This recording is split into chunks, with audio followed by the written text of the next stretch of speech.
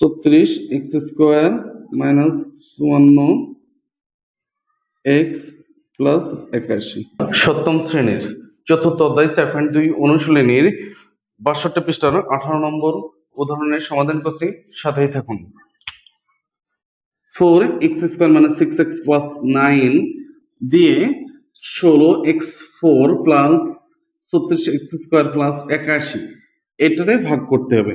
তাহলে প্রথম কাজ হচ্ছে আমার এটা দিয়ে এটা ভাগ করা, প্রথম কাজ একেবারে ফার্স্ট স্টেপ। তাহলে 4 দিয়ে যদি 16 ভাগ করি তাহলে 16 x স্কোয়ার দিয়ে x4 ভাগ করলে x স্কোয়ার।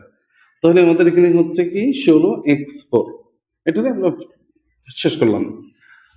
এখন প্লাসে মাইনাসে মাইনাস, এই 4 দিয়ে যদি আমরা এটা গুণ করি তাহলে কত হচ্ছে আমাদের 424। এখানে কি 24 এক্স কিউ আছে? নেই, তাহলে আমরা এটাতে বাড়ি দিয়ে দেবো মাইনাস 24 এক্স কিউ। এইবারে 4 এক্স স্কোয়ারের সাথে যদি আমরা 9 গুণ করি তাহলে কত হচ্ছে 36 এক্স স্কোয়ার। এখানে প্লাসে প্লাসে প্লাস। এখন আমরা কি করব, 36 এক্স স্কোয়ার। এখন আমাদের চিহ্ন পরিবর্তন করতে হবে, প্লাস থাকলে মাইনাস, মাইনাস থাকলে প্লাস। তাহলে এটা এটা কেটে যাচ্ছে প্লাস মাইনাসে, এখানে প্লাস এখানে মাইনাস। এটা 36 এক্স স্কোয়ার 36 এক্স স্কোয়ার এটাও কেটে যাচ্ছে, এখানে থাকছে মাইনাস 24 এক্স কিউ প্লাস এখানে প্লাস হবে 81। এখন আমরা এটা দিয়ে এটা ভ্যানিশ করব, তাহলে 4 দিয়ে যদি আমরা 24 এক্স কিউ এটাতে ভ্যানিশ করি তাহলে 424 6 প্লাস প্লাসে প্লাস 6 এক্স 6 এক্স দিয়ে যদি 4 এক্স স্কোয়ার যদি আমরা গুণ করি 424 এক্স কিউ হবে।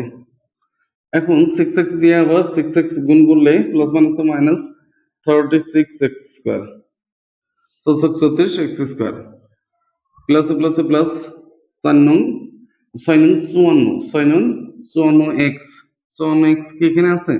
নাই, তাহলে এখানে দেবো 54